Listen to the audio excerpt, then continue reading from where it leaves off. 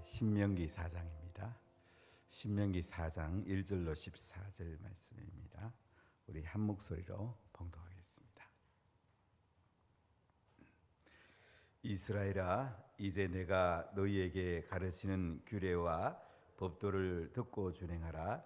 그리하면 너희가 살 것이요 너희 조상의 하나님 여호와께서 너희에게 주시는 땅에 들어가서 그것을 얻게 되리라. 내가 너희에게 명령하는 말을 너희는 가감하지 말고 내가 너희에게 내리는 너희 하나님 여호와의 명령을 지키라. 여호와께서 바알보올의 일로 말미암아 행하신 바를 너희가 눈으로 보았거니와 바알보올을 따른 모든 사람을 너희 하나님 여호와께서 너희 가운데서 멸망시켰으되 오직 너희 하나님 여호와께부터 떠나지 않은 너희는 오늘까지 다 생존하였느니라.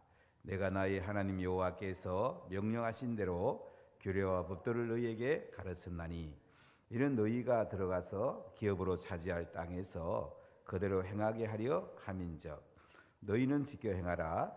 이것이 여러 민족 앞에서 너희의 지혜요 너희의 지식이라. 그들이 이 모든 규례를 듣고 이르기를 이 큰 나라 사람은 과연 지혜와 지식이 있는 백성이로다 하리라.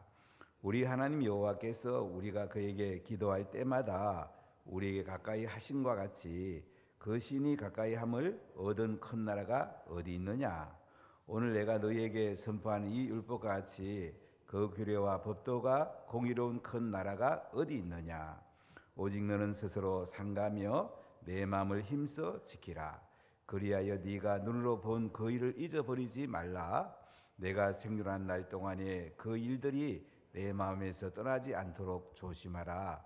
너는 그 일들을 내 아들들과 내 손자들에게 알게 하라. 내가 호렙산에서 내 하나님 여호와 앞에 섰던 날에 여호와께서 내게 이르시기를 나에게 백성을 모으라. 내가 그들에게 내 말을 들려주어 그들이 세상에 사는 날 동안 나를 경외함을 배우게 하며 그 자녀에게 가르치게 하리라 하시매 너희가 가까이 나와서 산 아래에 서니 그 산에 불이 붙어 불길이 충천하고 어둠과 구름과 흑암이 덮였는데 여호와께서 불길 중에서 너희에게 말씀하시되 음성뿐이므로 너희가 그 말소리만 듣고 형상은 보지 못하였느니라. 여호와께서 그의 언약을 너희에게 반포하시고 너희에게 지키라 명령하셨으니 곧 십계명이며 두 돌판에 친히 쓰신 것이라. 그때에 여호와께서 내게 명령하사 너희에게 규례와 법도를 교훈하게 하셨나니 이는 너희가 거기서 건너가 받을 땅에 생하게 하려 하심이니라.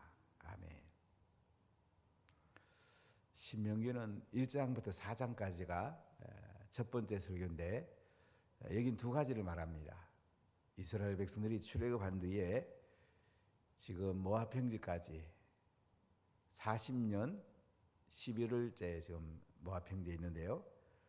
여기 오기까지 하나님이 어떻게 인도하시는지, 하나님께 순종하면 그들은 가나안 땅에 바로 들어갈 수 있었는데 불순종함으로 광야를 40년이나 뺑뺑 돌게 됩니다. 우리가 하나님 말씀에 순종하면 가나안의 삶이 매일 누릴 수가 있습니다. 그런데 내가 하나님 말씀에 불순종하면 매일 광야를 뺑뺑이 도는 것입니다. 우리 예수 믿는 것은 아주 쉬울 수도 있고요, 너무너무 어려울 수도 있습니다. 순종하면 너무 쉽습니다. 가나안의 삶이 내 삶에서 날마다 누려지는 것입니다. 그러나 불순종하면 광야에 겨우 생존하는 삶 정도, 또 광야에 많은 불편함을 우리는 경험하게 됩니다. 예수 믿는 거 아주 간단합니다. 믿음으로 말씀대로 순종하면 하늘의 복을 매일 누리면서 살아가는 것이 성도의 삶입니다. 환경이 어려울 수도 있습니다. 그러나 그곳에 하나님께서 함께 하시면 놀란 은혜와 복을 누리게 하십니다. 그래서 그들이 출애굽한 뒤에 40여 년 동안 이 광야를 뺑뺑이 돌 때에 하나님 만나와 메추라기를 주시고 생수는 주셨습니다. 생존하긴 하셨습니다. 그러나 풍성함은 없었습니다. 그들이 가나안에서 반해에서 가나안 땅 그냥 들어가면 되는데, 들어가면 하나님 이기게 하는데 인간적 생각했다가 광야를 40년이나 뺑뺑이 돕니다. 우리가 예수님 참 잘 믿으면 좋겠어요. 저는 거의 소원이에요. 너무나 많은 사람들이 광야 뺑뺑이 돌다가 인생 마치는 분들이 너무나 많습니다. 저는 원하기에 그런 분들이 참 하나도 없어서 물론 더 좋고요. 적어졌으면 좋겠어요. 우리가 오래 믿을수록 예수 믿는 게 더 힘들 수가 있습니다. 자기 경험이 쌓이거든요. 자기 생각이 쌓이거든요. 자기 해본 것이 자기가 대단하다 생각하거든요. 여러분, 하나님 앞에 늘 겸손해야 됩니다. 내가 할 수 있는 게 뭐가 있겠습니까? 그래서 오늘 두 번째 얘기하는 게 뭐냐면, 이제 5장부터 두 번째 설교가 시작이 되는데요. 그들에게 십계명과 율법, 정언과 규례와 법도, 이것을 이제 말씀하는 두 번째 설교가 핵심인데요. 이 설교를 하기 전에 어떤 면에서 4장은 서론부분이라 그럴까요? 이제 말씀에 순종하면 가나안의 복을 받는 거고, 불순종하면 가나안의 복을 누리지 못한다는 것을 오늘 서론적으로 말씀하는 것을 보게 됩니다. 역사적인 의미와 말씀적인 의미 두 가지를 첫 번째 설교에서 모세는 말씀하고 있는데요. 자, 오늘 4장 1절 같이 읽어봅시다. 이스라엘아, 이제 내가 너희에게 가르치는 규례와 법도를 듣고 준행하라. 그리하면 너희가 살 것이요 너희 조상의 하나님 여호와께서 너희에게 주시는 땅에 들어가서 그것을 얻게 되리라. 규례와 법도는 영어 성경보다 훨씬 더 쉬운 것 같아요. 스테이투스, 새겨진 법. 이 규례는 이제 생활 규범입니다. 십계명이 이제 정언, 테스트모니라고 나오는데 영어로 이것을 이제 구체적으로 어떻게 생활에 적용할 건가? 이 규례입니다. 법도는 저지먼트, 판례라고 보면 되겠죠. 그래서 생활 규범과 이 판례, 이것이 이제 12장부터 28장이 나오는 율법이라고 볼 수가 있는데요. 이걸 준행하란 말이에요. 이스라엘아, 이제 내가 너희에게 가르치는 규례와 법도를 듣고 준행해라. 십계명과 율법을 준행하라 이거예요. 그리하면 너희가 살 것이요 너희 조상의 하나님 여호와께서 너희에게 주시는 땅에 들어가서 그것을 얻게 되리라. 우리가 하나님 은혜와 복을 받는 길은 아주 간단합니다. 하나님 주신 규례와 법도를 준행하면 됩니다. 근데 사람들이 오래되면 마음판에요, 이 마음이 약해질 수가 있고요, 그냥 처음 믿는 그 열정이 사라질 수가 있고요, 그냥 말씀을 들어도 간절함이 적기 때문에 그냥 법도와 규례에 대해서 순종하는 마음이 적어질 수가 있습니다. 그래서 우리는 항상 하나님 말씀 가운데 규례와 법도를 지키는지 돌아보고, 또 못 지키는 건 어떻게 하면 지킬 수 있을까? 이걸 놓고 씨름하는 것이 기도의 핵심입니다. 그래, 기도를 그냥 세상적으로 잘 되게 해주세요, 이거보다 더 중요한 거는요, 하나님 말씀대로 제가 믿음으로 순종하게 해주세요. 자, 이 말씀은 잘 순종이 안 되는데요, 이 말씀 순종하게 해주시고요, 또 이 말씀 또 순종하게 해주세요. 근데 구체적으로 우리가 기도하는 것이 너무 중요해요. 그럼 가나안의 은혜와 복을 우리가 누리게 되는 것입니다. 2절 같이 읽어볼까요? 내가 너희에게 명령하는 말을 너희는 가감하지 말고 내가 너희에게 내리는 너희 하나님 여호와의 명령을 지키라. 그럼 하나님 말씀을 들으면 어떠세요? 그대로 받아들입니까? 100% 받아들입니까? 근데 너무나 많은 경우에 우리는 가감하기 쉬워요. 좋은 것은 듣고 듣고 싶지 않은 것은 감해버리기가 쉽고요. 말씀을 자꾸 내 생각으로 더하고 빼기가 쉬워요. 그렇게 하지 말랍니다. 내가 너에게 내린 너희 하나님 여호와의 명령을 지키라. 있는 그대로 지키란 말이죠. 그러면 가나안 땅에 들어가게 될 것이고 가나안의 복을 누리게 된다는 거죠. 3절 읽어볼까요? 여호와께서 바알보올의 일로 말미암아 행하신 바를 너희가 눈으로 보았거니와 바알보올을 따른 모든 사람을 너희 하나님 여호와께서 너희 가운데서 멸망시켰으되. 발람이 이제 발락에게 고용이 돼가지고 이스라엘을 저주하려고 하는데 하나님이 저주 못하게 합니다. 그 다음에 이제 시험이 모압 여인과의 이 성적인 시험이 오죠. 거기서 이스라엘 백성들 많은 사람이 죽음을 당합니다. 사람이 환난보다 더 어려운 게 유혹입니다.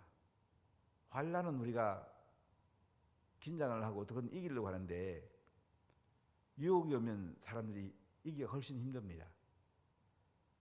어떤 면에서 우리가 재정의 부유함, 환경에 좋은 것들을 아주 지혜롭게 잘 사용해야 되는데 안 그러면 굉장히 위험할 수가 있습니다. 어떤 집사님이 제가 이런 얘기에서 제가 굉장히 은혜를 받았는데요. 그 딸이 아주 좋은 데 취직했습니다. 삼성에 취직을 했는데 아주 더 가기 힘든 직장을 더 가게 됐다고 그래요. 16명 뽑는데 몇천 명이 왔으니까. 근데 그 다음 얘기가 참 은혜가 됐어요. 그 딸이 자기는 돈 벌면 하나님께 11조 드리고 자기 생활하는 거 외에는 다 성경금으로 드리려고 한다고. 저 그 굉장히 와닿더라고요. 멋진 딸이죠. 하나님 나라의 중심이 딱 맞춰졌잖아요. 자기는 삼성도 갈 만한 자격이 없는 사람인데 하나님께서 좋은 데 취직시켜 주셔서 하나님을 위해서 돈을 쓰고 싶다. 저는 굉장히 그 말이 와닿더라고요. 우리가 모든 게 하나님께로 왔다는 걸 알면 매일매일 우리가 말씀 순종하는 게 어렵지는 않습니다. 근데 자꾸 우리는 내 생각을 하기 때문에 말씀 순종하는 것이 우리가 미끄러질 때가 굉장히 많아요. 바알보올에서 그들은 실패했거든요. 이 성에 사람이 약하죠. 그래서 그들은 많은 사람이 죽임을 당했는데요. 4절 보세요. 오직 너희 하나님 여호와께부터 떠나지 않은 너희는 오늘까지 다 생존하였느니라. 자, 유혹에 빠져서 하나님을 떠난 사람은 멸망을 당했습니다. 근데 하나님 여호와께 붙어 있어가고 떠나지 않은 너희 오늘까지 다 생존했다.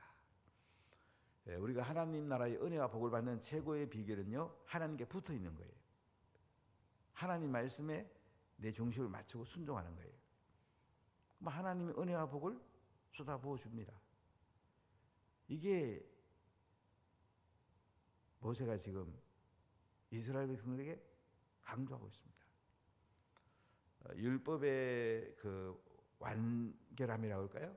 율법은 완전하거든요. 이 율법대로 우리가 하나님 앞에 서면 순종하면 하나님이 은혜와 복을 주신다는 말씀이죠. 오늘 이제 두 번째 말씀은 5절부터 8절까지 보면 율법의 결과에 대해서 이렇게 말하고 있는데요. 5절 같이 읽어볼게요. 내가 나의 하나님 여호와께서 명령하신 대로 규례와 법도를 너희에게 가르쳤나니 이는 너희가 들어가서 기업으로 차지할 땅에서 그대로 행하게 하려 함인즉. 지금 모압 평지에서 모세는 이스라엘 백성들에게 규례와 율법을 가르칩니다. 왜 가르칩니까? 가나안 땅에 들어가서 이렇게 행하게 하려고 가르치는 거예요. 그럼 하나님의 은혜와 복을 부어주는 거예요. 자, 6절 읽어볼까요? 너희는 지켜 행하라. 이것이 여러 민족 앞에서 너희의 지혜요 너희의 지식이라. 그들이 이 모든 규례를 듣고 이르기를 이 큰 나라 사람은 과연 지혜와 지식이 있는 백성이로다 하니라. 자, 이 율법을 지켜 행하라 이거예요. 그럼 어떻게 된다고요? 이것이 여러 민족 앞에서 너희의 지혜요 너희 지식이다. 하나님의 율법이요 지혜고 지식입니다. 우리가 십계명을 지키고 율법을 지키는 것이 지혜고 지식이란 말이죠. 그들이 이 모든 규례를 듣고 이르기를 이 큰 나라 사람은 과연 지혜와 지식이 있는 백성이로다.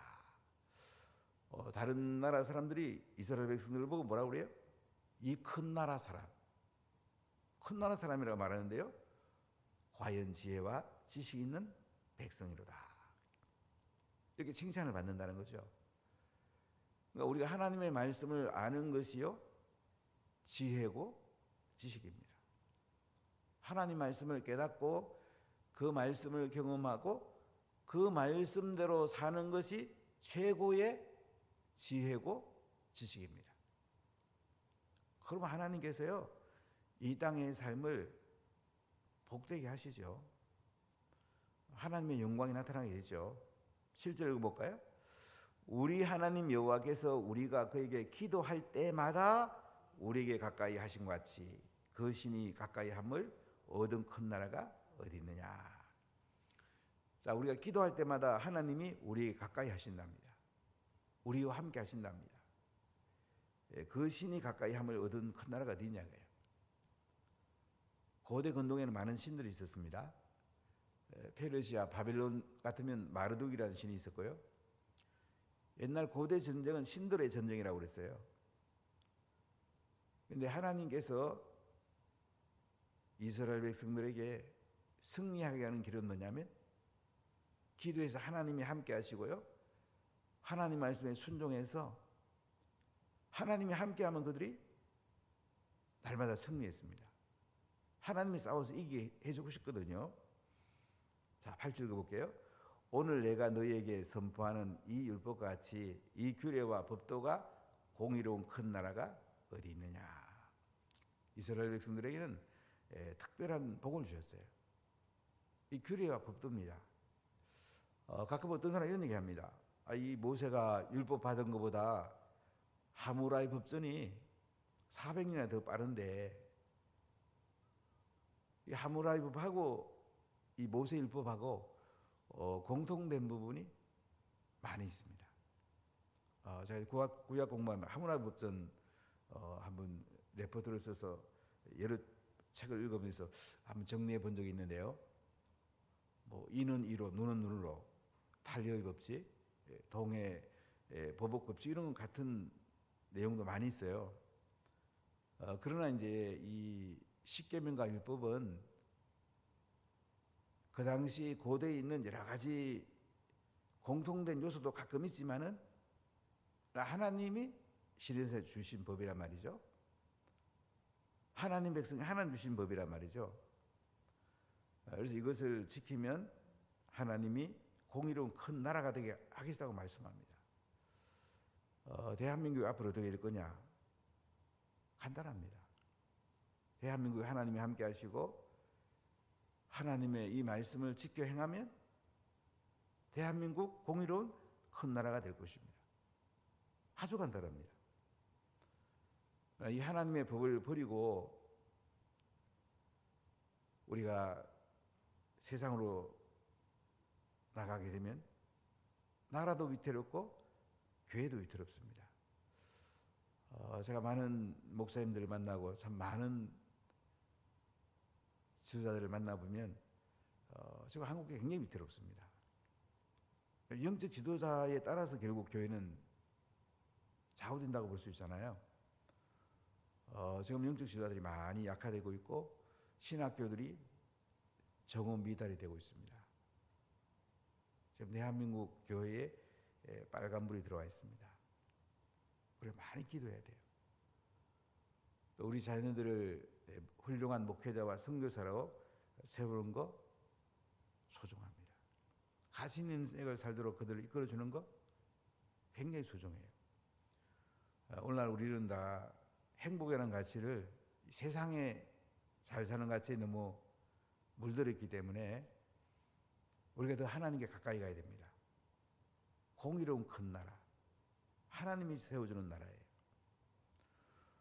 오늘 아침에 시주창기도에 제가 설교를 준비하면 계속 실험하고 있는데 자유와 평등이 균형을 맞추는 이런 나라가 됐으면 참 좋겠다.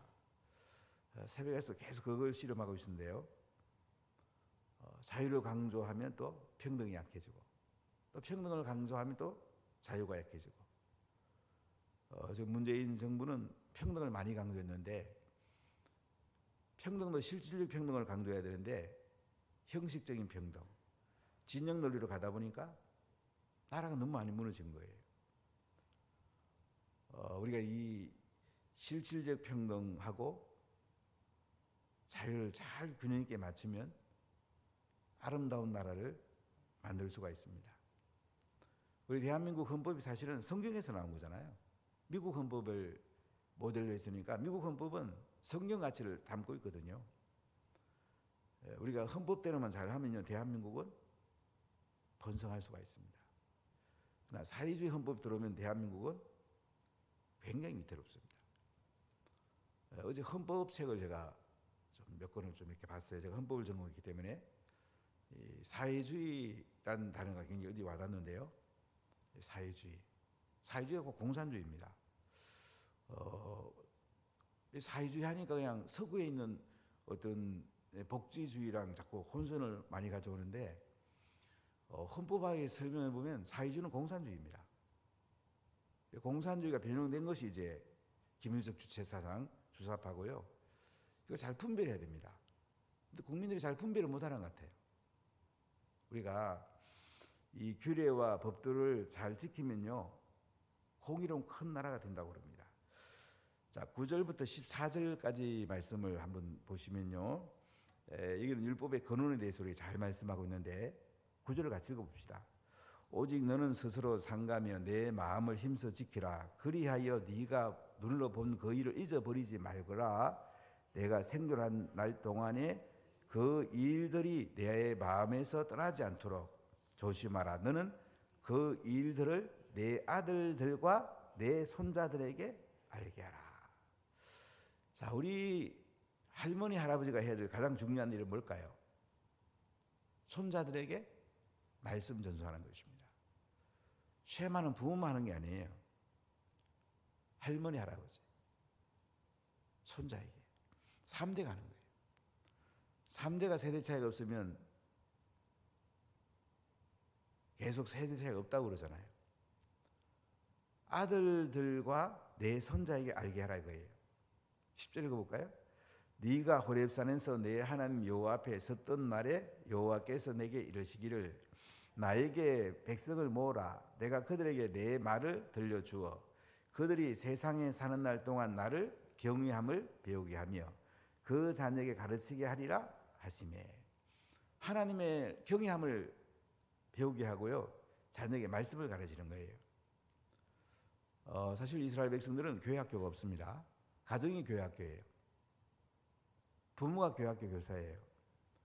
이게 하도 안 되니까 이제 교회에서 교회 학교를 하게 되는, 저는 교회 학교 없어지는 게 훨씬 좋게 생각합니다.